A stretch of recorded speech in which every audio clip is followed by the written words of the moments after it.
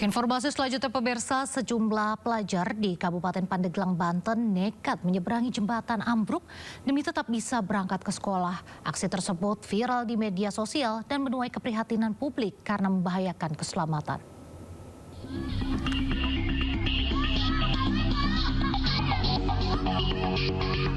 Sejumlah pelajar sekolah dasar nekat melewati jembatan ambruk di Kampung Kadu Pandak, Desa Sinarjaya, Kecamatan Mandalawangi, Pandeglang, Banten. Para siswa ini terpaksa menuruni tebing curam, berjalan perlahan di atas sisa rangka jembatan yang licin. Mereka kemudian meniti tangga bambu sederhana yang dipasang untuk menyeberangi sungai. Jembatan ini ambruk pada Sabtu 1 Februari 2026 lalu akibat struktur jembatan yang sudah tua dan lapuk dimakan usia. Jembatan ini merupakan salah satu akses yang bisa dilalui warga setempat.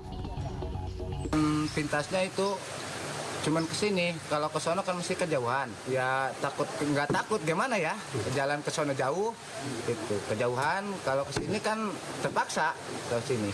Anak sekolah tiap hari kalau lewat sini, Pak? Iya, ya khawatir. Sangat mengkhawatirkan karena anak-anak itu banyak yang turun melalui tangga darurat.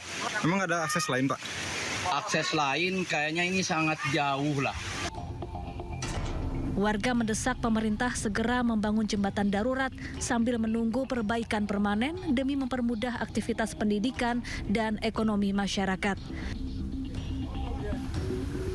Dari Pandeglang, Banten, Iskandar Nasution, iNews melaporkan.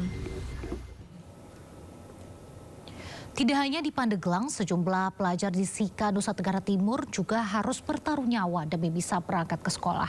Kondisi jembatan yang hampir roboh membahayakan siswa.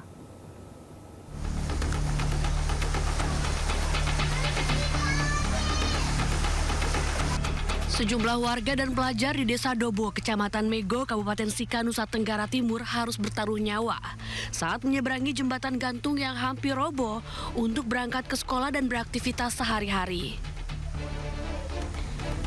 Dengan sangat berhati-hati, setiap harinya mereka harus menyeberangi jembatan gantung yang rusak parah. Jembatan sepanjang 30 meter yang menghubungkan Desa Dobo dan Desa Tilang tersebut kondisinya sangat memprihatinkan. Sebagian besar papan jembatan telah hilang dan hanya menyisakan seling besi serta beberapa keping kayu yang rapuh. Penyangga jembatan pun sudah miring. Jembatan gantung ini merupakan satu-satunya akses jalan warga dan siswa untuk menuju ke sekolah dan fasilitas umum lainnya. Setiap hari itu hampir mau jatuh. Hampir mau jatuh itu karena apa? Nah, kepleset. Jembatannya rusak atau bagaimana? Iya. Harapan adik kepada pemerintah apa? Bangunkan jembatan ini. Warga dan pelajar berharap agar pemerintah setempat segera membangun jembatan yang layak untuk memudahkan mobilitas serta keselamatan warga. Dari Sika, Nusa Tenggara Timur, Joni Nurah, iNews melaporkan. Informasi berikutnya pemirsa, warga Bandung dikagetkan dengan kemunculan macan tutul di kawasan Pacet, Bandung, Jawa Barat. Warga panik karena macan sempat melukai 2 orang warga.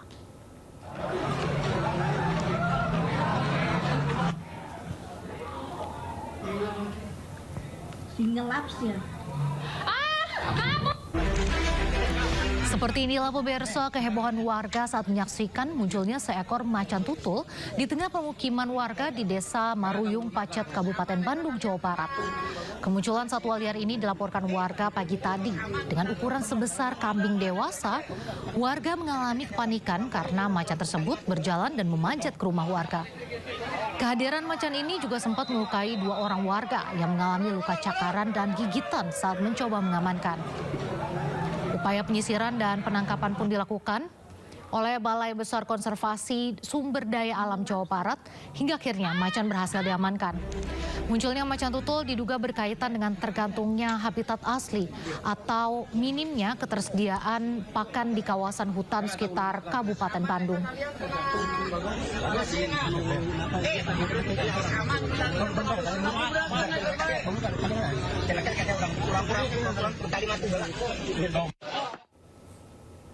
Pemirsa, seorang siswi madrasah di Lumajang, Jawa Timur tertembak peluru nyasar saat jam istirahat sekolah.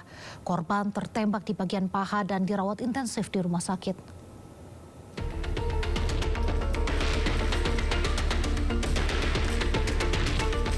Siswi kelas 8 MTSN 1 Lumajang tertembak peluru nyasar saat jam istirahat sekolah.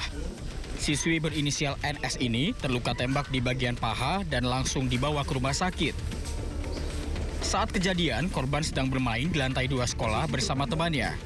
Hingga kini, polisi masih menyelidiki asal proyektil senjata yang digunakan.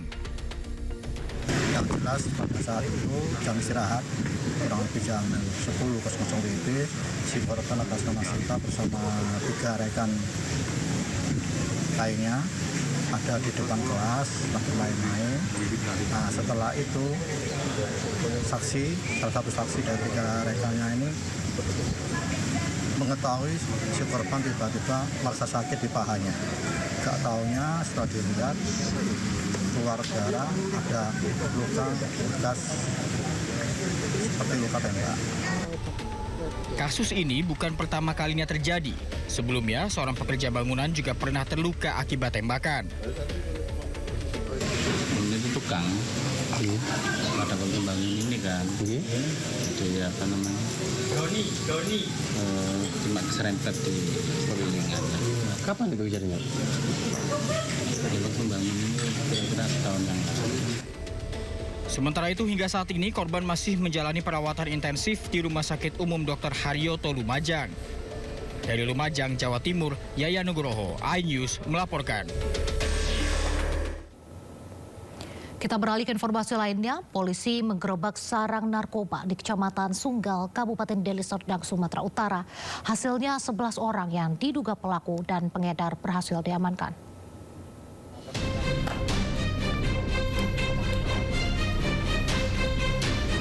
Unit Reskrim Polsek Sunggal kembali menggerebek sarang narkoba di Kecamatan Sunggal, Kabupaten Deli Serdang.